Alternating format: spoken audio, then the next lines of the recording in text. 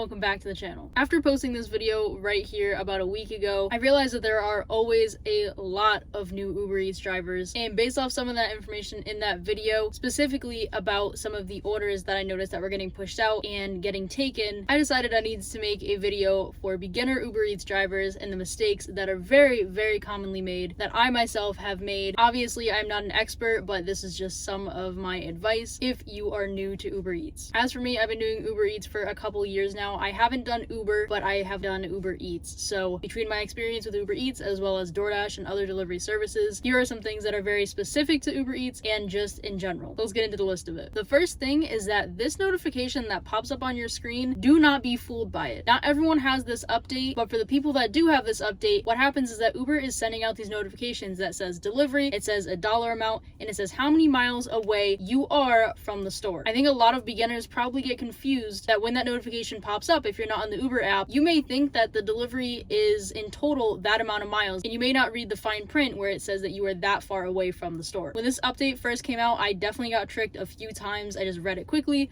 thought that that was the total miles for the delivery, but it's not. That amount of miles in the notification is how far you are away from the store. So tip number one is make sure that when you click on that notification and you actually go into the Uber app, you make sure you look at how many miles total the delivery is. Now, the second mistake I commonly see made is not being strategic when it comes to how much money you're making per delivery. You cannot be afraid to decline orders because as an independent contractor, you can accept and decline as much as you want. For me personally, my acceptance rate on Uber right now is 3%. It's very low, and it usually is pretty low because I am very particular about the orders that I take. Obviously, you don't have to be like this, but it is very important to pay attention to how many dollars you're getting, how many miles it is, and how long it's going to take you to complete that delivery. For me personally, the way I measure if an order is good or not is looking at the dollars, the miles, and the map. Because a $10 order that is 3 miles going one way may not be good as a $10 order going 3 miles a different way. And what I mean is those 3 miles, if it is taking you out of where there are restaurants, where you're going to keep getting orders, you're really having to drive double the miles. So you're going to have to drive to the delivery and probably back to where you started, so another 3 miles before you get another order. And that's why a lot of people use the rule of a $2 per mile or even $3 per mile rule. It's a good basic and quick way to figure out if an order is worth it or not. So you measure if you're getting $2 or $3 per mile, that is probably a good order to take, but sometimes that's not always true. And that's why I say you have to be strategic, because you have to be able to look at the map and see where you're actually going. Unfortunately, with Uber, you can't like zoom in and see the exact place that the order is going, but if you're familiar with the area that you're delivering to, you can see if an order is going on a highway,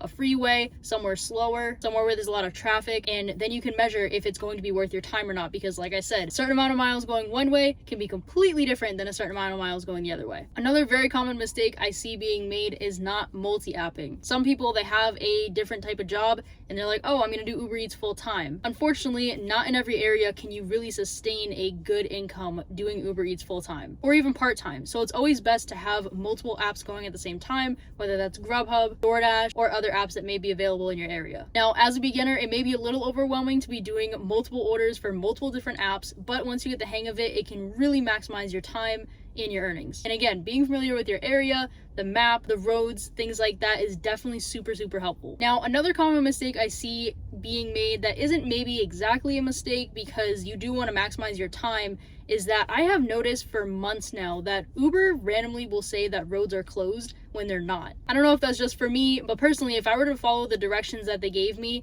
and take those detours and things on roads that aren't actually closed, like at all, then it's gonna take me 2 or 3 times as long to complete a delivery. So sometimes it may be good to actually put the address into your Apple or Google Maps, just to make sure you're getting the quickest, fastest way to your delivery, the least amount of miles to really maximize your time and your earnings. Another mistake I see commonly made is not making sure the address is correct. Obviously, we all make the mistake. Even now, sometimes I pull into the wrong driveway or I go to leave it at the wrong place, and it happens. But the best way to prevent that is to triple make sure that you're at the correct address. So always look for a number on a mailbox if you're on the odd or even side of the road. Sometimes if it's like a building with multiple companies in it and stuff, looking up the exact address on Google, it's always better to be safe than sorry, to just take those extra 10, 15, 30 seconds to just double check the address, make sure you're at the right place so that you don't run into any problems of customers saying they didn't get their order or things like that. Now, another mistake that I see commonly made, or a tip that I have for you guys that I myself actually don't even follow most of the time, is gas. Gas is expensive and you have to be strategic about your gas, meaning that you want to be familiar with what gas stations have reward points where you get like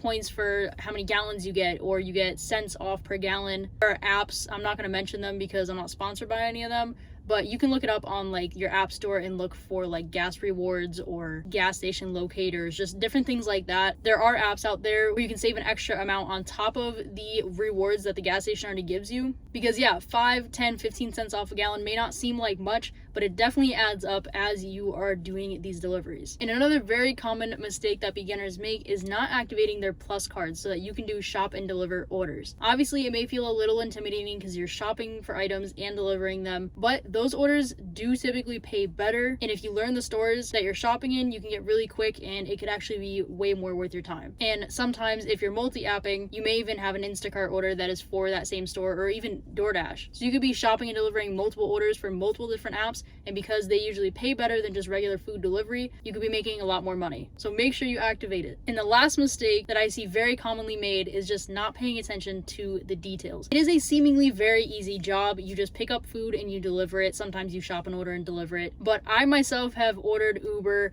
DoorDash, things like that, and I can't tell you the amount of times that the Dasher or the Uber Eats driver delivered to the wrong house, delivered the wrong food, delivered the food without the drinks that were supposed to be included. And it happens, mistakes happen, totally. But you have to pay attention to details because, like I said, even though it seems like a very easy job, and it really is, the details do matter. So make sure you read through the customer's items, make sure you have the drinks, make sure you have the desserts, make sure you have all the items, because at the end of the day, your pay could be on the line. Someone could remove their tip, someone could give you a bad rating, and a bunch of bad ratings can obviously lead to your deactivation. So aside from, yes, you want to give the customer what they ordered, you also want to make sure that you aren't getting deactivated or having your tips removed because you skipped over a couple steps of just extra making sure that all the things are there. But those are all the tips and common mistakes that I see being made with beginners. Obviously, like I said, I'm not an expert. I'm not judging anyone who makes these mistakes. I just want to share some of my experiences and some advice that I have for all of the new beginner Uber Eats drivers out there. And obviously some of the stuff can also apply to other platforms. But thank you for watching. I hope you guys enjoyed, and I hope you guys start making more money. See you next video.